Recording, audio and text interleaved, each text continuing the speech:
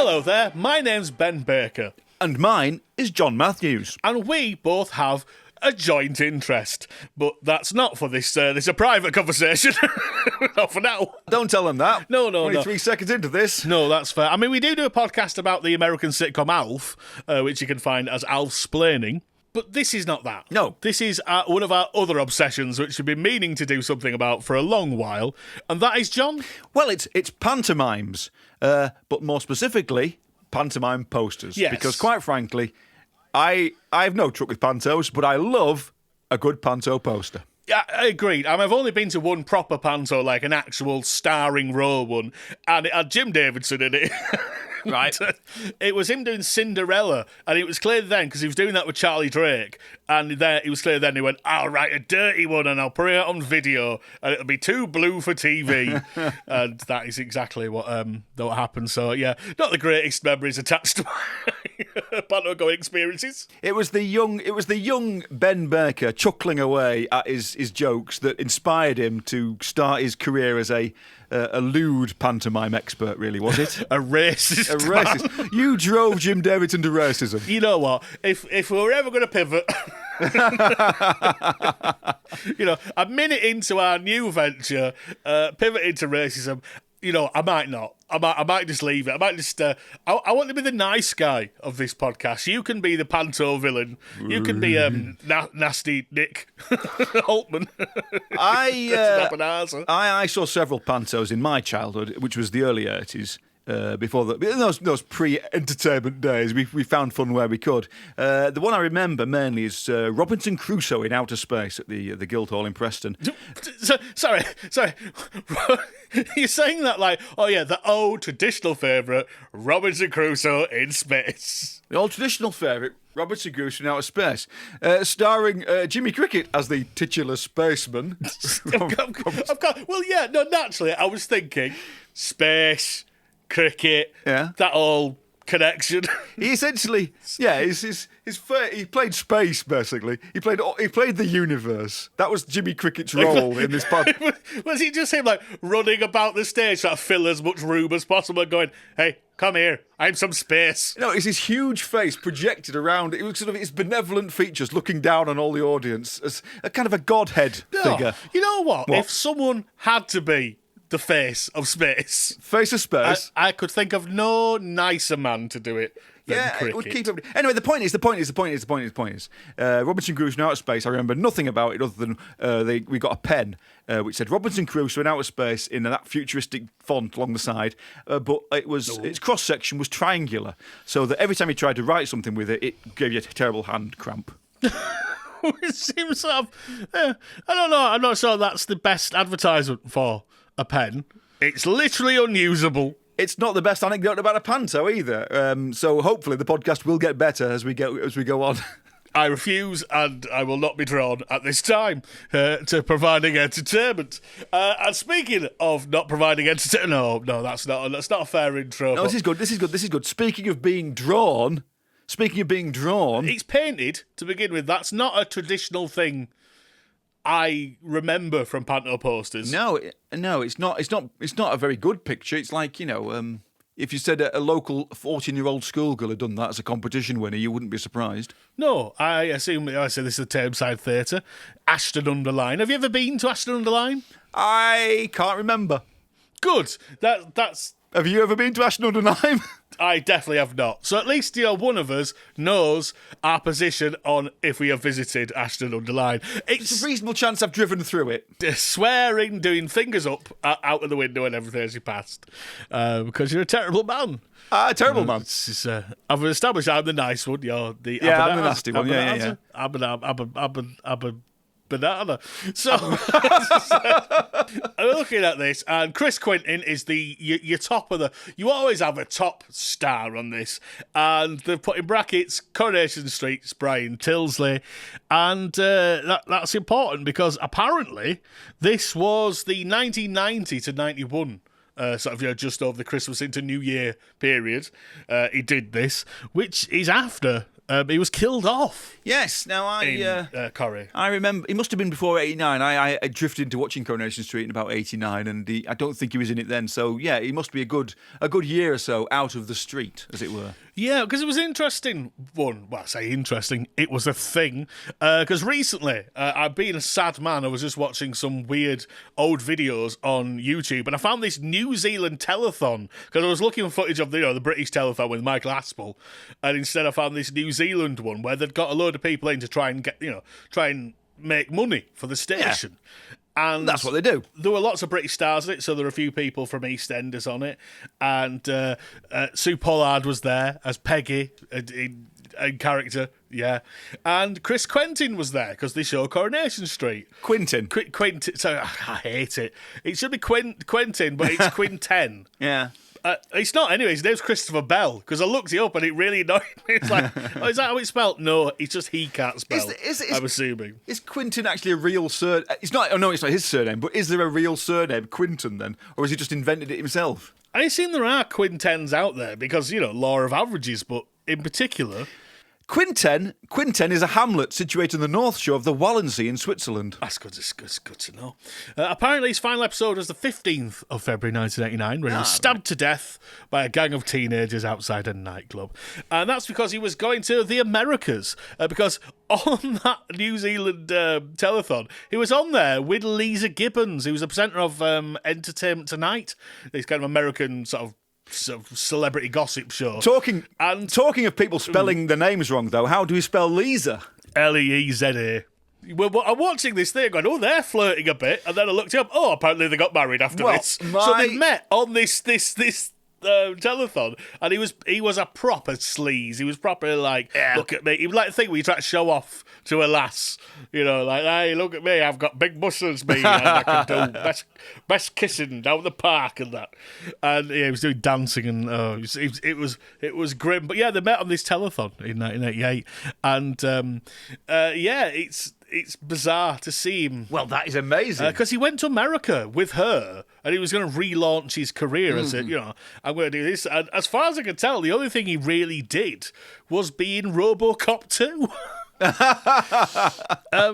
Yeah. What role? What role was he? He was reporter. Because Lisa Gibbons is in it as well. Right. Incidentally, I've just found out she's in it as well, so that's probably why. Well, Robocop 2 came out in 1990, and so he's obviously come back from Hollywood to do this panto. So technically his poster should say Chris Quinten, Coronation Street's Brian Tilsley, and Robocop 2. Yeah. I'd be more impressed. You'd get the kids in more on that, because again, it's like, I wasn't supposed to have been seeing these things, but we all did, didn't we? We all saw that sort of thing underage. Yeah. When we were part of the Noreen Dickinson juveniles.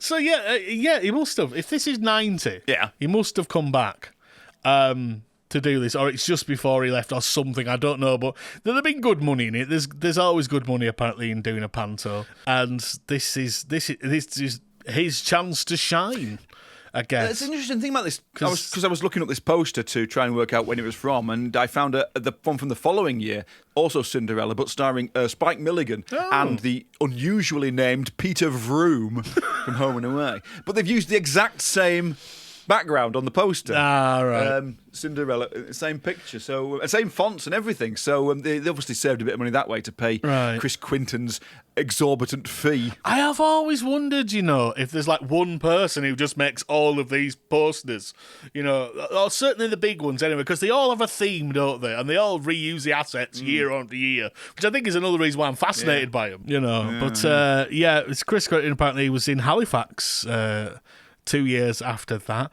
So you spend a lot of time in Halifax. Imagine just wandering around. Imagine having just seen Chris Quinten. I'd have stabbed him. outside a nightclub. Well, you are a youth, so it would be it would go without saying. Juvenile, get it right, juvenile. So you are juvenile youth. That's correct. That's correct.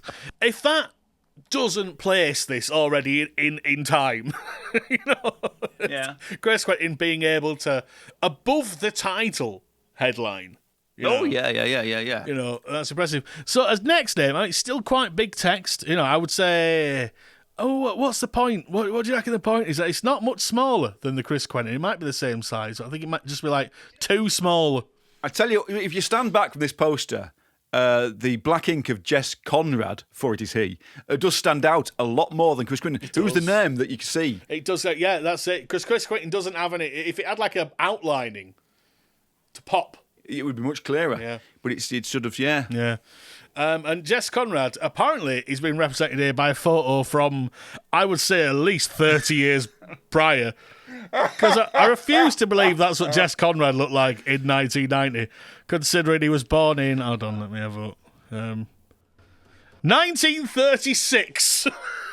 Oh, my word. So that makes him 54.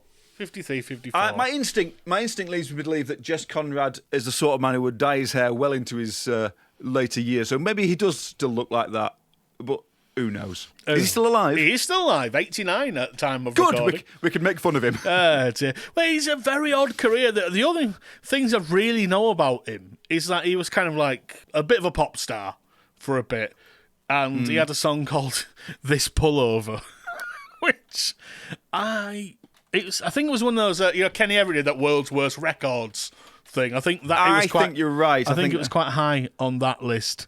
But yeah, that's the only thing I really know. But he had a few hits, didn't he? Like proper actual chart hits. Yeah, and it went into be an acting career. So he was a big personality in the 60s, and that obviously led him into that sort of safe sort of 70s and 80s where he was just a showbiz personality. Thing is, I remembered recently happening across one of his songs on Spotify, billed as by Jess Conrad OBE and the Jess Conrad OBE band. if you're looking for it, it's not under Jess Conrad. It's under Jess Conrad OBE. Is it OBE? Does he need us to know that?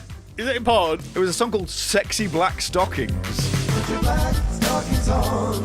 It really turns me on. Put your black stockings on. This is your heart-playing song. Put your black stockings on. And if you go on Spotify and look for Jess Conrad OBE's album By Royal Appointment, you will see the cover of this album has him meeting firstly Princess Diana. What is that? Bowing for the Queen, and then shaking hands with Princess Anne. All sort of illustrated God. by... I mean, I'm not saying it's been done at home in paint, but, It's been done at home in paint, hasn't it? That is... I mean, he's even got, like... It's such low bit rate. Yeah, and then... But the frames of the assorted images of him meeting the royals don't even line up. The different sizes and scales. Oh God, yeah, I didn't even notice that. Yeah, that's upsetting. It's got the look of a CD he's pressed himself just to sort of give to his family at Christmas. Oh yeah, certainly not something you expect to find on Spotify, which is what I'm currently on. However, yeah, on Spotify, this album from the 24th of May 2021, released on Showbiz Records. It's a collection of Jess's later songs, I believe. James Dean, rock and roll song, Sexy Black Stockings. We've got songs called, we've got Jesus the Messiah, a song for Easter Nice, prayer. yeah. John Wayne, American, the White House song. And we've got another version of Sexy Black Stockings next, the cool and raunchy mix of Sexy Black Stockings. And then we've got the Showbiz Soccer song by Jess Conrad, OBE, and the Showbiz 11 soccer team. Every week you'll find us raising money far and wide. England, Scotland, Ireland, Wales, all around the countryside. Showbiz Soccer is entertainment for all the family. You'll see famous names and faces from radio and TV. Hey! Now, the Showbiz 11 soccer. Yeah. I'm assuming if I click that, no, they don't have their own. Zero monthly listeners. There is no clear indication, and I've looked for who those 11 were. Jess Conrad. Was it Showbiz 11? Because there's another soccer superstar song on this, I noticed. So, I've found a page. The Showbiz 11.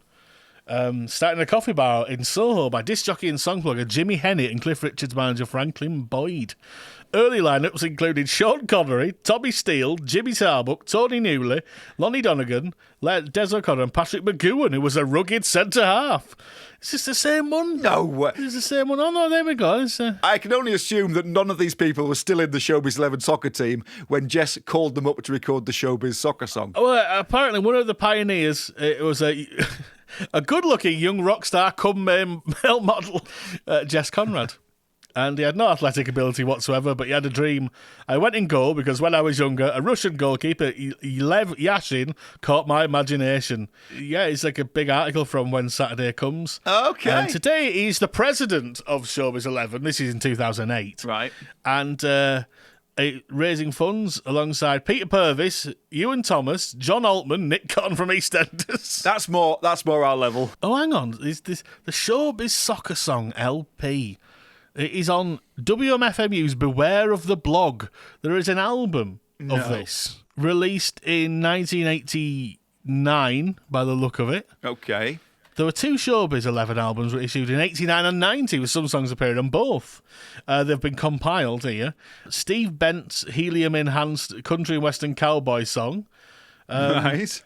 There is a track done by Lee McDonald, TV Zammo. My word.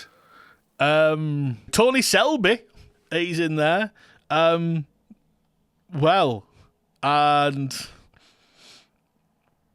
that's about it. But indeed, this album does have on it Oh, here we go. Jesus the Messiah, John Wayne American, and only black stockings, not sexy black stockings, just black stockings. So cleaned up Yeah. for the. So if you've got a copy of Showbiz 11, You're doing a fun thing.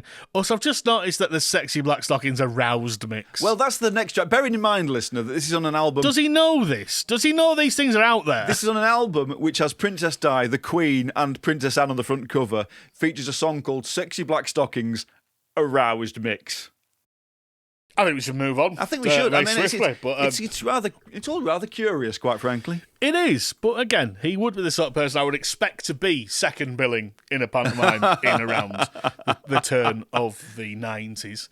Manchester's own Foo Lamar, which I did have to check because I've heard of Foo Lamar, a famous British drag queen. Right. And they owned, which club was it now? I can't remember. They owned a quite famous club, Fufu's Palace, I think it was called. Yeah. Yeah, that was it. And yeah, there was just like one of those names I'd heard about, and I always used to think it was spelt wrong. Yeah. Oh. Because it's after Hedley Lamar, and it is spelt wrong technically because it's 2 M's, 1 R. Well, it says on Wikipedia, surname also spelt as Lamar with 2 R's, or Lamar 1 M 1 R. So. Right. Okay. So it was a bit of everything. As with Christopher Quinten. Foo Lamar is another one with a surname that just causes problems. It does, but I suspect good for SEO, even though they did die in 2003. Oh, I'm sorry to hear that. So that might not have been as helpful on that. But again, a proper big name in the drag world of the old school kind of drag. A good selection of photographs of Foo Lamar that crop up on Google image search are of him posing in front of his Rolls Royce, which is always the sign of a top celebrity. Oh, yeah. If they're sitting in front of their Rolls Royce, I always like that a great deal. And can I tell you that at their funeral, people attending were included Jeremy Beadle, Right. former Greater Manchester Police Deputy Chief Constable John Stalker, Whoa, not selling awnings then. That's a niche. and Chris Quinten. Oh God almighty. Quinten. Quintet. Chris Quintet. So Oh there you well. go. Oh well, they must have become good pals then after this. I guess so, yeah. Well, I mean, Chris was always in the nightclubs, and they own nightclubs, so you know, all makes sense. So yeah, big Manchester name, so I can see why they are high on the list, shall we say, above Piccadilly Radio's Umberto as the Ugly Sisters. I'm assuming they both play the Ugly Sisters. Umberto's not playing. Yeah, I was slightly confused me as I was looking at that. I thought Umberto can't be doing both roles, can he? Piccadilly. I can't even spell Piccadilly, to be honest. I looked him up. He's dead. He's no longer with us. Umberto Sioncella, Right. I think was his. I only read it. It was Umberto Salmonella. yeah, that's what he died of. Ah, right. If any of his family listen to this, I'm very sorry. I'm not. Well, that's fair enough. But yeah, no, he was a long-standing Piccadilly presenter. Apparently did the breakfast show for many years and moved it to Piccadilly Gold in 1998. apparently. So apparently he moved on to Real Radio Yorkshire, Of course. where he was nominated for Speech Broadcaster of the Year. So there you go. And we both have diabetes, so that's something. You could be the new Umberto. I needed you to say that. If I said it, it would have been disrespectful. He worked with Dave Ward a lot on Piccadilly in the 90s, doing the weekend breakfast show. I'm just looking at this article, and all the people who are paying tribute to him are far more famous than he was, including friend of the show, Steve Pegg, our favourite broadcaster. I mean, I must admit, I thought you were going to say Chris Quinten again. I imagine they were, though. Imagine they were pals. Yeah. You know, I think if he made friends with Fufu Lamar, there's no reason he wouldn't have made friends with Umberto.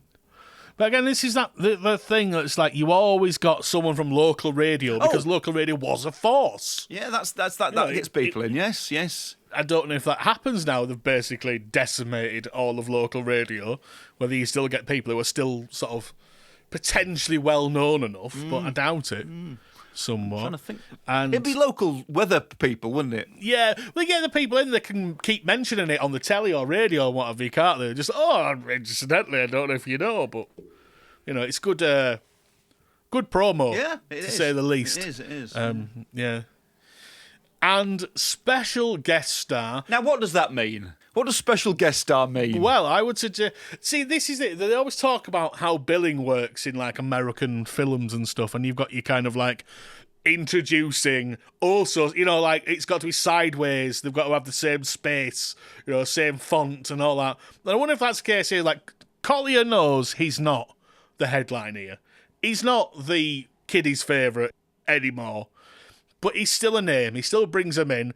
I mean, I am concerned that the sound techs might have let him down because a few times I've seen him, he has been struggling with his microphones, and I feel sorry for him. I feel bad. I saw him once, you know, he was in his car and he was trying to talk to me, and quite frankly, I couldn't tell a word he was saying. It was something was wrong with his electrics, and I don't know what the problem was. Oh, it's a terrible business.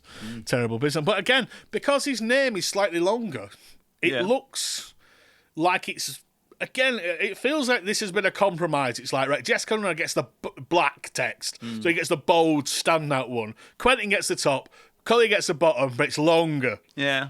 And it's, you know, he was still around. I mean, has he ever had an actual regular TV vehicle? Because I just remember him as being sort of Norman Collier, who turned up on things from time to time. I mean, I literally, like, as I said, I watch old TV stuff on YouTube, and he turned up on a Summerside special in, like, I'm going to say 88. And it was fine. It was quite funny, you know, don't get me wrong. But that's the sort of thing I associate with, just doing that kind of 5-minute hither and thither sort of thing. Yes. And likeable fellow, likeable. You know, he always turn up on a panel show or a game show or something and be thoroughly nice and funny. Yeah. I don't think I've any, never a bad word said about him. Do you know he had records out? Was there anything to do with chickens by any chance? Yes, they were. Because, of course, Collier's other acts. That's not fair, but he did two things, didn't he? He was famous for two things. He did two the faulty things. microphone bit and chicken impressions. So I want you to look up on Discogs now what his... I've got Space Chicken and The Singing Chicken. So again, very much, consistent, shall we say. Thematic, yeah. I'm a little chicken, I love to sing. I'm a little chicken, I'm flapping my wings. I'm a little chicken, when I get the chance. I love all that music, 'cause I love to dance. Apparently, he came to national attention after appearing at the Royal Variety. But he won a BBC sort of talent show called Ace of Clubs. I think that's where he got his first big break. But yeah, again, he just appeared on stuff. He never really, there was never a Norman Collier show. No, that's what I was alluded to. Because yeah, he's in series 1 of Russ Abbott's Madhouse. But he was also in the Variety Madhouse, which was Freddie Starr's precursor to it. Oh. Where basically Freddie Starr had this variety show, and he behaved so badly, he was such a prick, Oh, that they basically yes. dumped him. And his second billing was Russ Abbott. They went, well, he's clearly naturally very good. So I believe he's on both. And if you can, I'm not sure if it's still out there, but it was on Dailymotion. They had the Freddie Starr Variety Madhouse on Dailymotion. Yes. But one of the episodes was actually the studio recording session. I watched that. Yeah.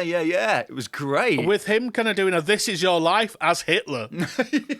And he's so horrible. He's such a nasty man in it that, you can see why they were quite happy to just get rid.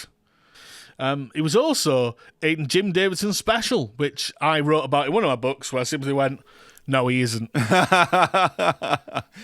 Jim Davidson, very funny go yes. 3.2 that on IMDb, Jim Davidson's special. Really? Yeah. How many votes? 26. 26? Nice. 26 votes. Nice. A massive number of one-star reviews. There's only one user review on IMDb. Right. The Jim Davidson specials included comedy, music, and sometimes children's entertainers. They were funny, slightly boisterous, and would not be acceptable by today's extremely safe and dull standards. One particular special aired 85-86 featured the cast of Rainbow and Nookie Bear, and the word bloody is mentioned several times. What? This would now be a definite no-no, as even our soaps and dramas targeted for adult audiences are not allowed mild swear words anymore. Willies. These shows were part of the politically incorrect era, and I would love to collect more episodes. Aired at 8 p.m. and ran for 6 years. Thoroughly entertaining. Very good, Jim. I mean, And that is from Cobra 148. how did it run for 6 years if it's a special? I've no idea. Cobra 148 seems to think there were multiple Jim Davidson specials. I thought you were going to say multiple Jim Davidsons. I'm like, Christ almighty, don't threaten me with a bad time. Dear Lord. But yeah, that is... Well, Again, it's sort of all... Again, first person I saw in a panto was Jim, so it's all thematic. It's all tying in a terrifying way. Yeah. Is this poster. So we get to the smaller names on it now. yeah, now we've got a bit of small print on the right, haven't we? Mossley's own Jeanette Richmond. So Mossley's obviously a part of Manchester, isn't it? I believe. Mm. I mean, you're the Lancastrian. You should know better. Richmond, yeah, I've spelt it right. No, I found nothing about her. Oh, hang on. She's a singer. No. Stand by, listeners. It's very important to us. Jeanette Richmond is Judy Garland, the Judy Garland experience. She's not. She is. According to this picture of her on Facebook. She's Judy Garland. Yeah. All right. I guess when she died, she just thought no one was using it anymore. Personal management, Norman Collier Associates. There she is on some TV show. It's not a promotional picture, just somebody snapped off the telly. Singing the trolley song, Jeanette Richmond. So she's a local singer and personality. Bang, bang, bang, I'll just try. Yeah. So yeah, a Judy Garland act. Look, see that picture of her? Like the it looks like she's on some sort of TV. It looks very 80s Ellie set, doesn't it? Oh, hang on. She was on 2 episodes of Stars in Their Eyes. Let's look into that. Yeah, of course, that looks like the Stars in Their Eyes set, yeah. Thank you for the comments. I'm Jeanette Richmond. I impersonated Judy on Stars in Their Eyes in 91. I love being on the show as a trained opera singer. So Judy was difficult to impersonate as I'm also a soprano. I'm so delighted that so many of you enjoyed my impersonation of her. She was marvellous. Well, there you go. Isn't that nice? That's nice. And again, it's that sort of, right, just the cusp, the start of the... So, like, if it had been a year later, it would have been Stars in Their Eyes, Jeanette Richmond, or whatever. Yeah. Because it starts in 90, I think. So it wasn't a thing as much at this point. But I tell you what, next up, Paul Hendy as Buttons. Not the Paul Hendy. I know it. I know he is. I know who Paul Hendy is. I know him off of the Disney Club initially. Yep. Was that before this? Was he already on that, or was this Panto before his career started? No, it would have been very, very early on. But yeah, I think Disney Club was very late 80s, 88, 89. Yeah. with Stan Boardman's lass, of course, Andrea. Oh, yeah. But yeah, he was in all. He did quite a bit of stuff in the 90s, didn't he? He took over from John Leslie as host of Wheel of Fortune. I don't know why John Leslie stepped down. I can't remember. No, I can't remember. And the Saturday night show, Don't Try This at Home with Davina McCall. God, I'd forgotten about that as well. Later replaced by Love Rat Darren Day. And he hosted the unaired pilot of the UK game show The Chair, which was eventually hosted by number one tennis player John McEnroe. I do remember that. Do you? I do remember that. But what I know he does now, he's more of a writer now. Right. And he's done that play. I don't know if you've heard. There's a play where it's Tommy Cooper, Eric Morecambe, and Bob Monkhouse in a dressing room, sort of talking about their lives and stuff. And right. I think it's in the West End now. And yeah, he wrote that. Oh, no way. Yeah. Well, good for him. Tim Whitnell Yeah. is a big writer these days of like plays and stuff. And obviously he was from this sort of CITV era. Yeah, he was Angelo. one of the Angelos in Michelangelo. One of the Angelos. Yeah, he wrote the Kenny Everett thing, didn't he? The Kenny Everett biopic. BBC Four showed, I believe. That's where they're all coming from now. It's where they're all coming from. That's marvellous. Children's TV. I'm guessing the next one will be Count Duckula. He'll have a serious play out about. I don't know. I don't know who Anne Duval is. I couldn't find anything for her, but I'm sure they did very well. A very godmother, big part. So, you know. And Vic Collier sounds like the most sort of 1960s ATV star kind of name, but I'm going to guess has something to do with Norman. Brother, maybe? Son? No, the broker's man. So, probably. I'm on Jimmy Cricket's website now. Oh. You know, everything comes back to that. Johnny Casson enjoys his own memories of Norman Collier. And he reading about. So why have I got Johnny Casson enjoys his memories.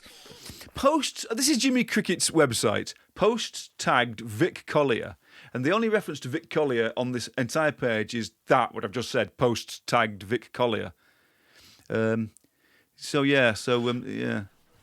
Johnny Casson enjoying his own memories of Norman Collier. He's a picture of Johnny Casson possibly reading a book about Norman Collier. I kind of like that. I kind of like that if you're going to devote yourself to something, really read up on it. Oh, yeah. Oh, dear. And then we've got the Colin Cattle Orchestra. Oh. Again, I love that. It's a solid name. I don't know if they... Do you know if they did anything? Anything In general? Anything ever. You think Colin Cattle would stand out, wouldn't you? I'm looking at the Dallas Boys on Facebook. Does anybody remember Colin Cattle? Bass player, managing director for the Boys in the late 70s, early 80s, Yorkshire lad.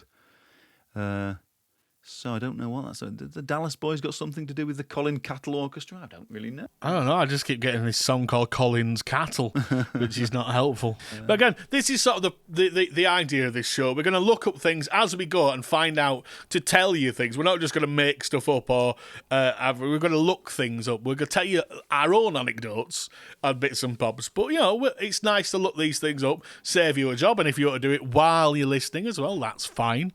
And if you know about any of these things that we don't know, please do let us know in the comments below, wherever this may be. But yeah, Colin Cattle feels like it should be a bigger name. You know, it should be a name which is jumping out more. Because, I mean, this is 19... If this is 90...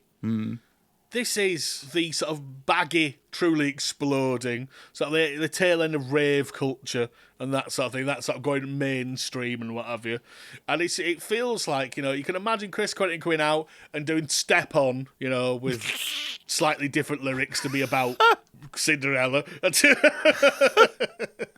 Step in to the coach, you know, that's what, you know, I imagine that's what they were doing. They were trying to stay hip, because that's what they do now, I believe. They like go, we'll reword some of the modern pop songs. But that's what they always did back then, yeah. About. And well, talking of those modern pop songs, the only reference I've found for Colin Cattle so far is as the composer for Peter Duncan's Cinderella from 2021. Right. Which features Pete. Well, that proves he's still going. Which features Peter Duncan as Billy Eyelash. You know. That's Billie Eyelash. But no, that is all we can. I mean, the Colin Cattle Orchestra. That's all we can rustle up. I'm afraid. Rustle, cattle, rustling. Russell, it's good. That. Yeah, it's good.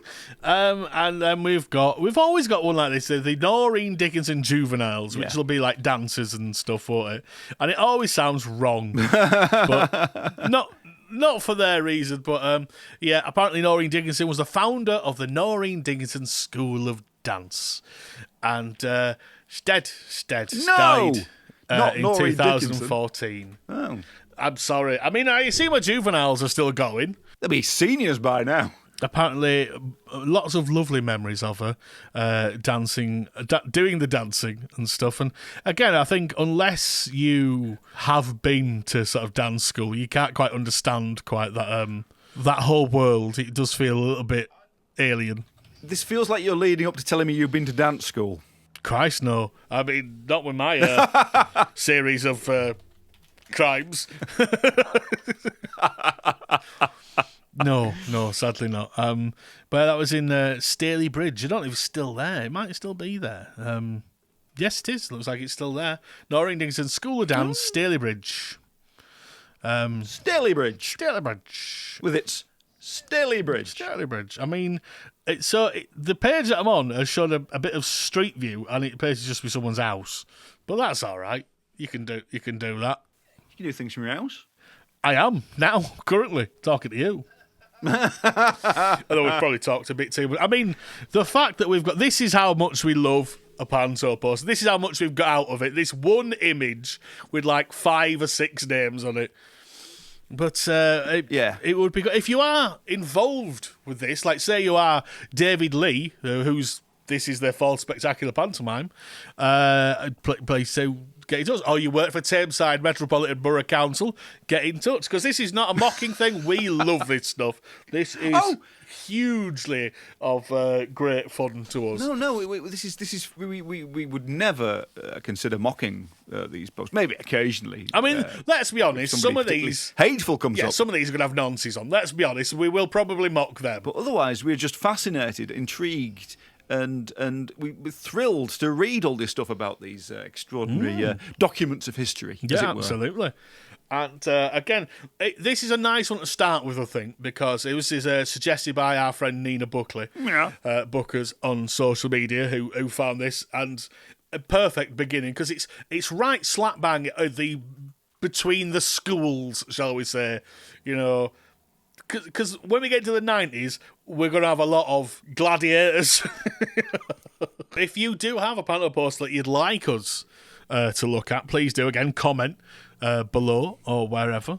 We put out a call for these on social media earlier, before we started this, and found ourselves deluged by panto posters. So people love them as much as we do. Yeah. So if you do, please... Tell your friends. Tell your friends again. Because there's other things about Alf and no one's interested in that. So we're going down another niche rabbit hole instead. We're still going to do Alf, don't worry. If you are an Alf listener, we will be continuing our studies of Gordon Shumway. But this is purely a side project. I'd like to imagine eventually this will become the main project. And we'll be doing talks. We'll be invited to them... like that comedy museum in Blackpool, that. Oh yeah. And we'll get all the celebrity pals there. So Phil Fletcher, that's it. That's fine. And others. You could. Well, you met Sid Little. You could get him. I met Sid Little. Yeah. So he'll come back. Yeah. But no, I'm thinking the ultimate goal of this is for us to actually be in panto. Is it? Yeah. I mean, you at least were in a popular act briefly. You could have... The Barnuts Boys as Alderman something with them. Alderman and older woman. Hey! Jokes and humour there. On Pantosplaining. So please, if you enjoyed this, let us know. And if you've got a poster you'd like us to look at, please do get in touch. And until next time, we are behind you. No, I'm not gonna do that. I have been Ben Baker. I've been John Matthews. and we are Pantosplainers. Hooray! We'll work out an ending later.